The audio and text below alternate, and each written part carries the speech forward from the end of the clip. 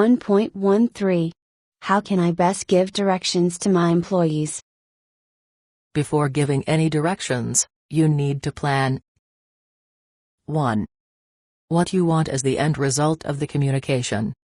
Set objectives. 2. Who should receive the directions. 3. How you will give the instructions so they will be best understood. That means you have to select the appropriate medium. Would it be better to put the instructions in writing? Or can you just tell the person? And if you do the latter, should you consider breaking the procedure into steps to clarify them? 4. When will the directions be given? Timing is important. For instance, if it is going to take 15 minutes to give the instructions, it makes no sense to begin to give the instructions 5 minutes before quitting time. 5. Where the directions will be given. You need to identify a place where there will be few interruptions, and external noise will be at a minimum. Tell me more. Before actually giving the instructions, find a way to put the employee at ease. You might start the communication with small talk. This time also allows the employer to get ready to listen if his or her thoughts are elsewhere. After developing some rapport, move on to state the objective or goal of the task. Understanding the bigger picture will also help the employee to achieve the end result. After that, you can proceed to give the directions as you thought them through in step 1. Be sure to state exactly what you want done, how you want it done, and when you want it done. State the deadline, either for the work as a whole or for various interim steps.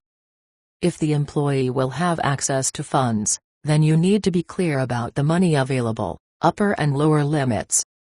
You might also want to forewarn the employee of any problems that he or she may encounter.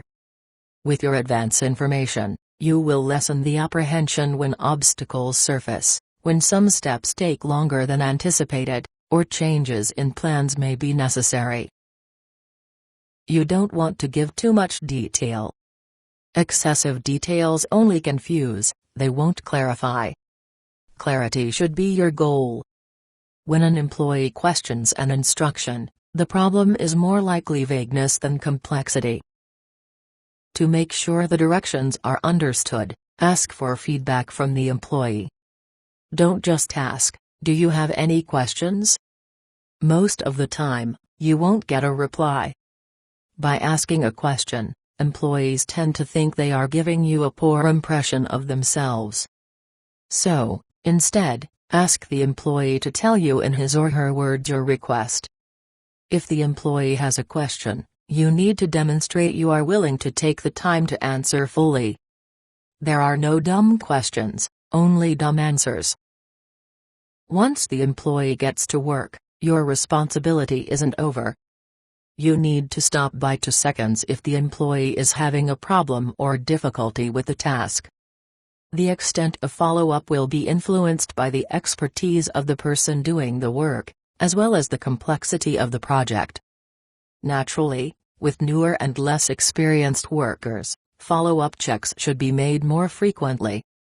The same rule applies with experienced workers if they are handling a difficult assignment that may test the limits of their talents.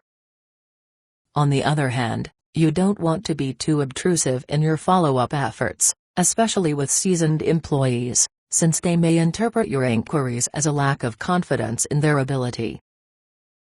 It isn't so important that the employee do the job as you want so long as he or she gets the results you want.